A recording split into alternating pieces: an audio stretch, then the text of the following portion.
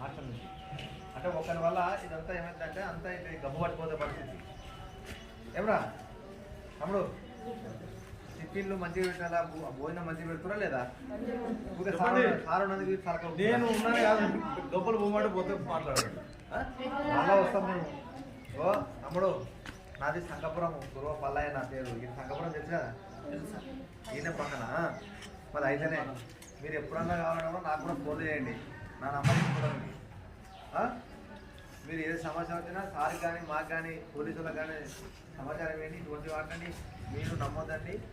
నిజంగా జరిగితే కూడా దురదృష్టకరం, జరగకుండా చూసుకున్నాడు సారు, చెప్పినాము. ఇంకా ఇప్పటి నుంచి ఎవరన్నా మన బయట వ్యక్తులు హాస్టల్ దగ్గర కూడా మీరు వెంటనే అడగాల, నిలదీయాలి. మీరు అందరూ యూనిట్గా ఉండాలి. అవి వీళ్ళేం లేదు, దోస్తులను దొరికొచ్చుకోవడం సహజమే.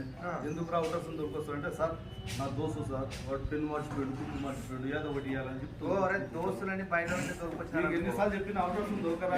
మేము ఆడ హెడ్ మాస్టర్ చెప్తా వచ్చి ఈరోజు బయట వాళ్ళని ఎవరైనా తోలుకొచ్చి అని చెప్తాం, తీసి పంపించని చెప్తాం. వాడికి తీసిచ్చి పంపిస్తాం. ఇంకోటి బయట వాళ్ళు కూడా వాళ్ళ స్కూల్ మీ క్లాస్మేట్లు వస్తే ఏం కాదు, కానీ అనామకులు బయట వాళ్ళని తొలగరావద్దండి ఎప్పుడైనా. స్కూల్ చదవనోని మన స్కూల్లోని ఎవరైనా దోస్తులు ఉంటే తొలగొచ్చుకుంటే నో ప్రాబ్లం, వాడు మొత్తం మళ్ళీ బయట మాత్రం తొలగొచ్చుకోకంటున్నాడు. మంచిగా చూసుకోండి, మంచిగా ఉండండి, మంచిగా తినే ఉండండి. సమస్య చెప్పండి.